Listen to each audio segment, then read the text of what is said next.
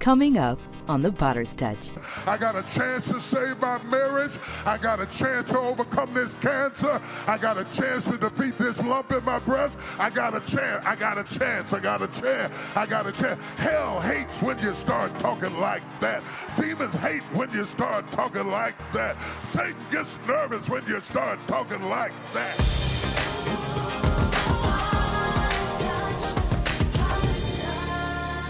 But often when you ask God for objects, he answers with chance.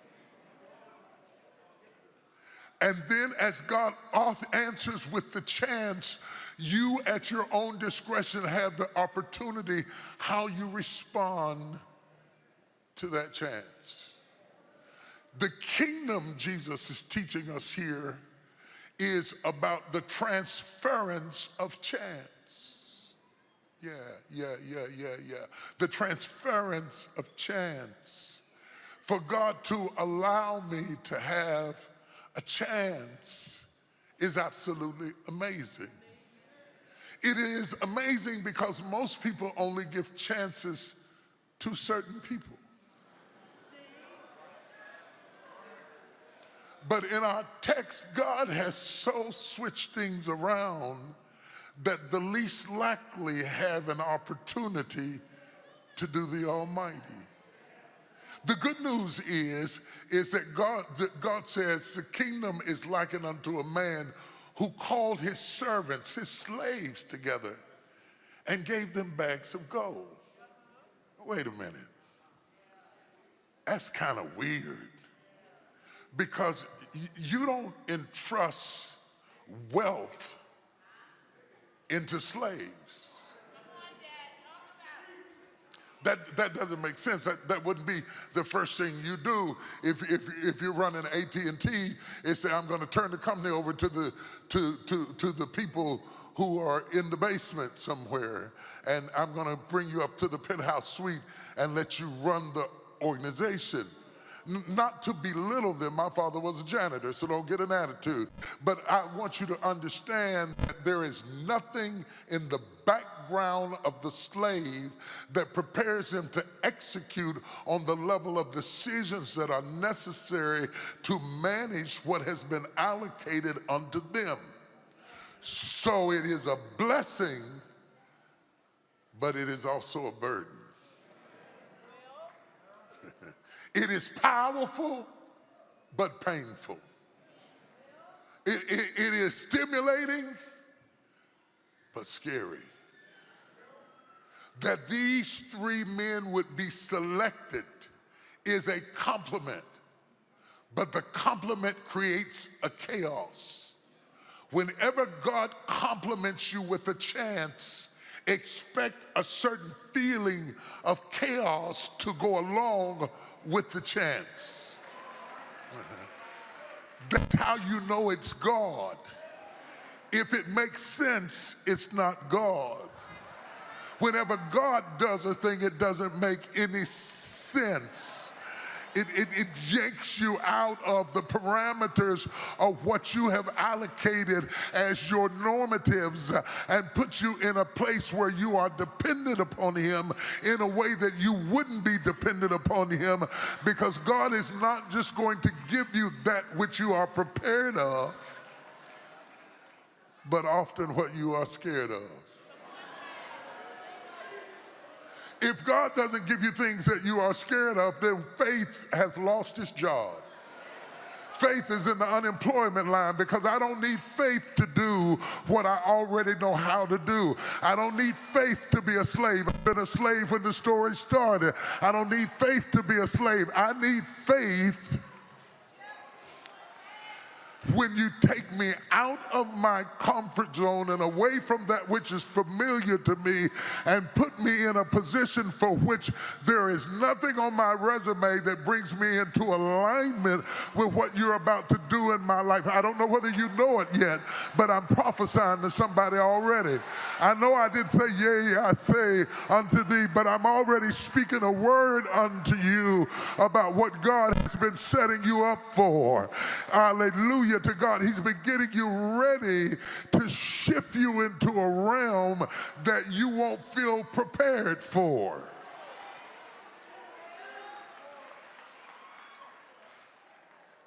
Look at somebody and say, I got a chance. Anytime people lose that feeling that they have a chance, they become unmanageable. They become difficult, they become erratic, they become critical.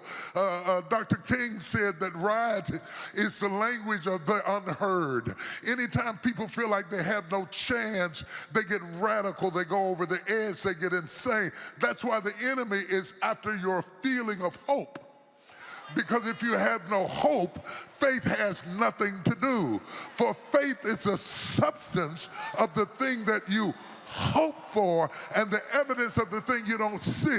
But if you're not hoping for anything, if he can kill your hope, if he can convince you to stay in your place, if he can get you to shut your mouth, if he can get you to give up on your dream, if he can get you to get so discouraged that you terminate everything that God has in front of you, then faith doesn't have a job because you have no hope.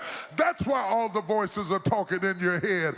That's why every time you get in the parking lot, there's a voice that's telling you you're an imposter and you're a fake and you're a fraud and you don't have no business in this role and you'll never be a good mother and you'll never be a good wife and you'll never be a good husband. The devil is only lying to you. So whatever it is he's been telling you, you're the opposite of that. If he's been telling you you're stupid, you're smart. If he's been telling you you're broke, you're rich. If he's been telling you you're ugly, you're fine. If he's been telling you you can't make it, you're stronger than an ox. He's a liar. So whatever he says, I want you to believe the opposite so your faith can get its job back. So we're going to testify to 2 or 3 people, tell them I got a chance, I got a chance. I got a chance. I'm 60, but I got a chance. I'm 40, but I got a chance. I got a chance at going back to school. I got a chance about going back into business. I got a chance about getting my house. I got a chance about getting out of debt. I got a chance out of building my family. I got a chance for my children to grow. I got a chance to be a good wife. I got a chance to be a good husband. I got a chance to save my marriage. I got a chance to overcome this cancer. I got a chance to defeat this lump in my breast. I got a chance. I got a chance. I got a chance. I got a chance. Hell hates when you start talking like that. Demons hate when you start talking like that. Satan gets nervous when you start talking like that.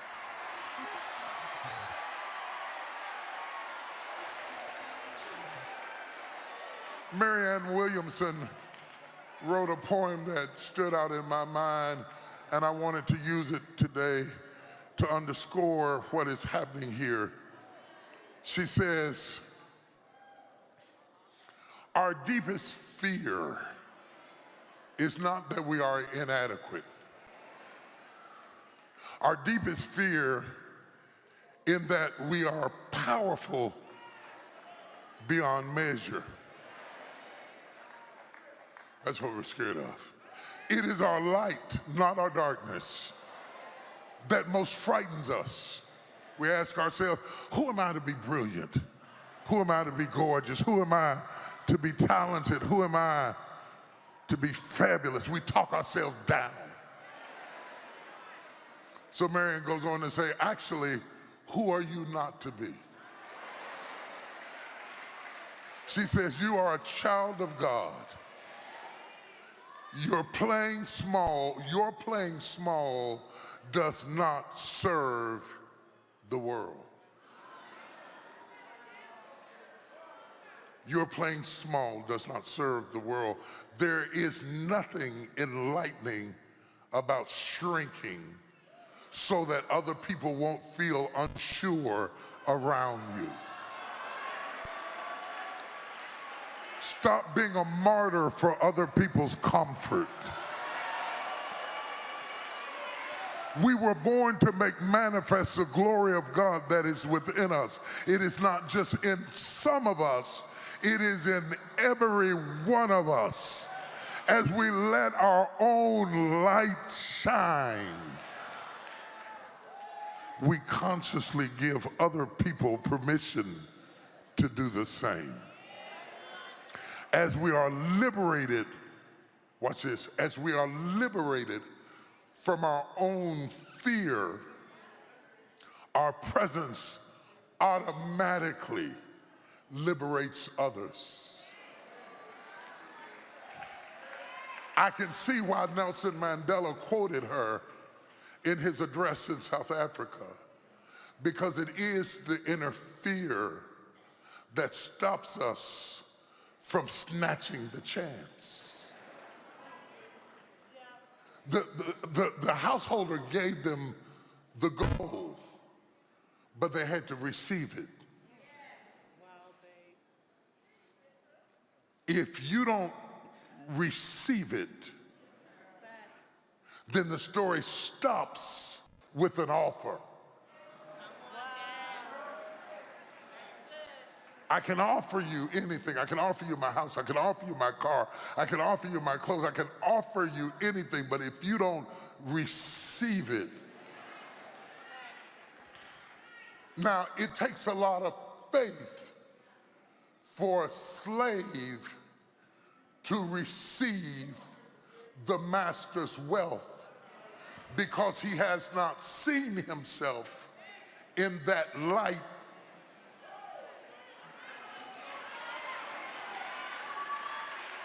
So the image you have of yourself, I've been reading these books about how eyesight and image affects memory.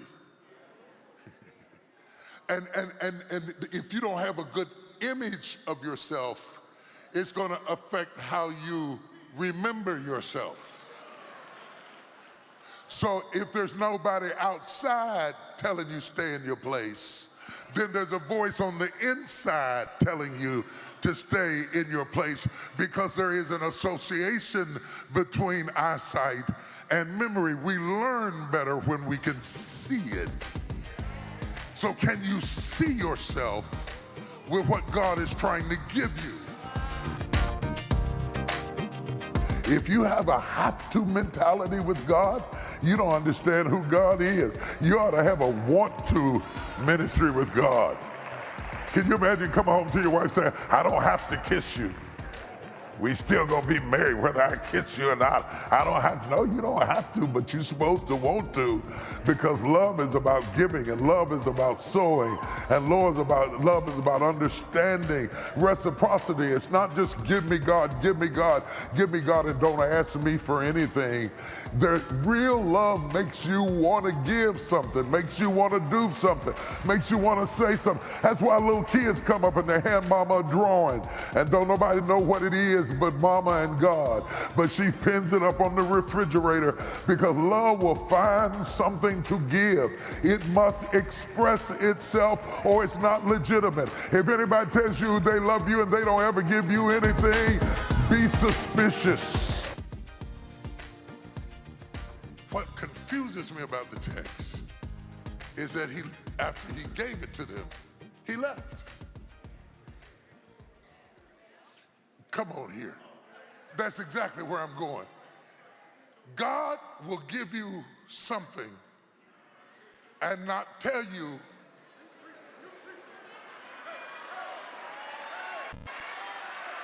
what to do with it. God will give you a baby and not tell you how to take care of it. Y'all don't hear what I'm saying. God will give you a marriage and not tell you how it works. God will give you a church and not tell you how to run it. God is famous for putting you in situations and then not giving you information. It's not like he told them what to do with it. It's not like he said, I want you to multiply what I gave you. It's not like he told them where the bank was and where to make the investment and how to do it, because he stopped talking to them like servants the moment they became stewards. Because see, servants just follow commands, but stewards have to think. And God said, for where he's getting ready to take you, You can't just follow commands and wait on doors to open. You're going to have to think and find creative ways to make the next move happen. Your next move is in between your ears. When your head shifts, your life is going to shift. Oh, God, do you hear what I'm saying? Can I go deeper? Who am I talking to? I'm talking to somebody. The battle is after your mind, and that's why all hell is breaking loose against your mind and your emotion, because the enemy wants you so upset, so confused, so disturbed, so upset that you can't think, because the breakthrough has to happen in your head before it happens anywhere else. Nobody told them to make it more. Nobody told them to make it more.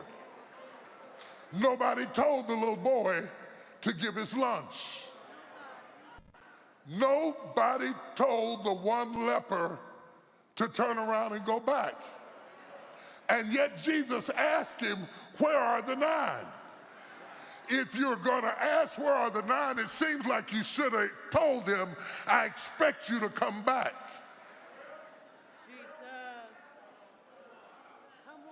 So the kingdom operates like this. It requires discernment, not commandment.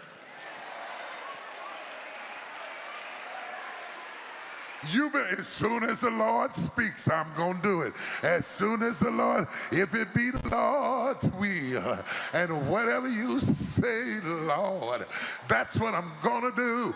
But what do you do when God doesn't say anything? And yet he has an expectation. That means he expects you to think. Because you are stewards of a chance. So you can no longer think like a slave. You were rewarded for being obedient, but now you've got to be creative. Oh, come on, somebody get this, because this is gold. You were rewarded for being obedient. Slaves are rewarded for being obedient, but now you've got to be creative. And that's scary, because I'm creative without instruction. That means I got to stop spending hours scrolling through my phone looking at everybody's stories, because I need time to think. Oh my God, oh my God, oh my God. The only reason I'm preaching this tonight is because you got a chance.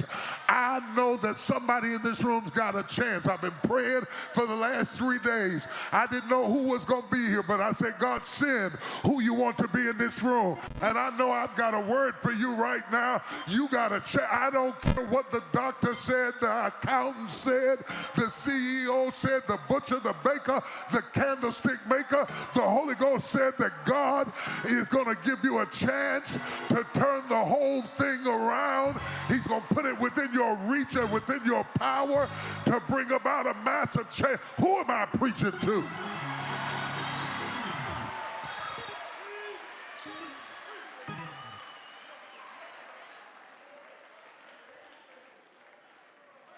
When the story of the prodigal son is being preached, and you read the prodigal son, the younger of the sons came to the father and said, give me the portion of goods that falleth to me. All right? Next verse, he divided unto them, not him, them, his living. One boy took his living and ran away from home. And the other one took the same amount of money and stewarded it. One spoiled it, one stewarded it. What I want you to see is both of them got it. Everybody's going to get a chance tonight, but everybody's not going to manage the chance that they get. Somebody's going to take the chance and it's going to make you run out in the street. The other one's going to take the chance and turn it into something. He gave one 5, he gave the next one 2, he gave him 1. That right there would have killed us. because we would have spent the whole rest of the text arguing about what's wrong with me that you gave him more than you gave me.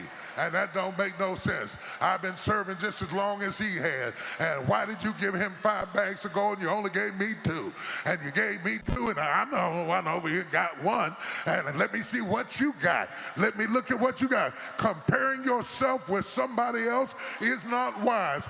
God gave you what you could handle. The Bible said he gave it unto them according to their ability. And God doesn't want to give you stuff that's too high for you. Stop asking for stuff just because you see somebody else with it. You don't know what they had to pay for what they had. You don't know what they have to go through for what they had. You only want what God wants you to have. Be it 5, 2, or 1, I can be just as successful with 2 as you are with 5. Because the Bible said he took the 5 and turned it into 10. He took the 2 and turned it into 4. Now he's got 10 and the other guy's got 4, but both of them got 100-fold return. 100-fold return is based on what you started with. So the 5 was a good investment. The 2 was a good investment. But this third steward of a chance, this third steward of a chance, somebody say, I'm a steward of a chance. Say it again. See, that's such an empowering thing.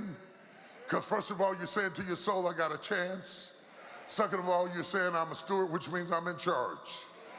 That means I'm in charge of my chance. That means it's up to me. That means it's up to me. So I can stop blaming the devil. I can stop blaming the devil.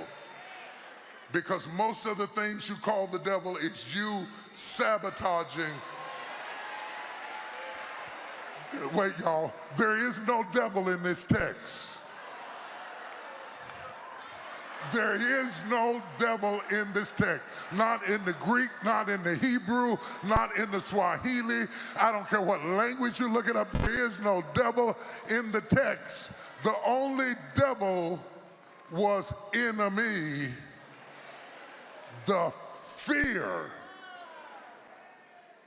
The one man that ends up cast into outer darkness says, I did it because I was scared. I knew how you were. I knew how you reap where you don't sow. I know how you're a hard man. You know what he's doing? He's thinking like a slave in a steward's position. And what I want you to see is that this next shift requires a change in mindset. Write this down. Your mindset will control your assets. So the one man says to the master when he came back, and when the master came back, I thought, wow, man, you're calling in on the carpet because you want to know what did they do with what you gave them, and you didn't tell them what to do with it. And God says, I'm not going to tell you everything. I'm going to give you a chance. I'm going to give you a chance. That's all I'm going to give you. God's going to give you a chance. He said, I passed by this tree for 3 years and I've seen no fruit. Why cumbereth it the ground? You've been stuck in the same spot for 3 years. I'm thinking about taking you out. And then God says, leave it alone. I'm going to let you dig around it and dung around it for 1 more year.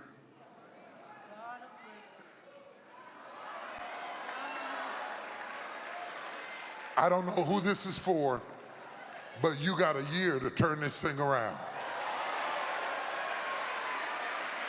This is your year. Let me tell them, I don't think they get it. This is your year to completely turn this thing around. This is your year to turn the trajectory of your family around. This is your year for your daughter to see how strong a woman really is. This is your year for you to stand up and be the kind of man that your son wants to imitate. This is your year to break every curse and every bondage that makes you want to hide your gifts, your talents, your creativity, your resources. Come out wherever you are. Come out wherever you are. You've been in hiding. You've been in hiding. You've got reason to be afraid. You've been through situations that made you afraid. But God said in order to receive this increase, you've got to come out of hiding. Come out wherever you are. Tell your neighbor, say, I'm coming out. The reason I want you to tell your neighbor is that you got to prepare the people around you for you to come out, because they have become conditioned to you hiding your resources, your talent, and your creativity, and they've gotten used to seeing you in one dimension, and you need to warn them, I'm coming out.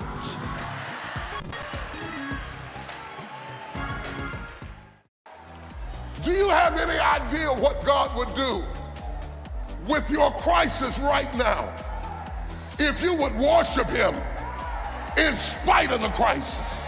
See yourself as blessed in every season of your life. For your gift of any amount, learn to survive and thrive in life's peaks and valleys with Bishop T.D. Jakes' best-selling book, Can You Stand to Be Blessed? Do you have any idea how God would move if you would worship Him in the middle of trouble? For your gift of $125 or more, you'll receive the Summer of Blessings collection, which includes the He's Already Won message series on USB, the Wrapped in Blessings beach towel, cooler tote, and 20-ounce tumbler, along with the Can You Stand to Be Blessed book. You may have come to your wits' end, but the Lord said there's going to be a resurrection in your life. Recover all God has for you. Click or call today. Disruptive thinking, disruptive patterns of thought are essential for such a time as this.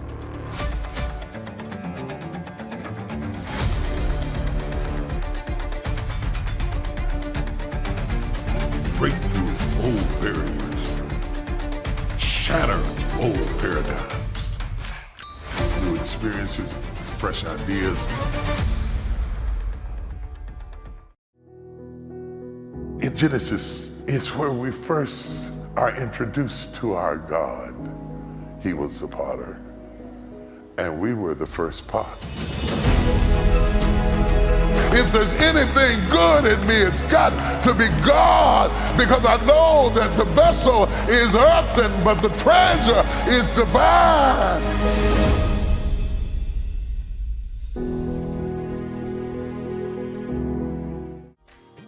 Feel free to reach out to us on social media and share your story of how God is impacting your life. We look forward to seeing you next time on The Potter's Touch.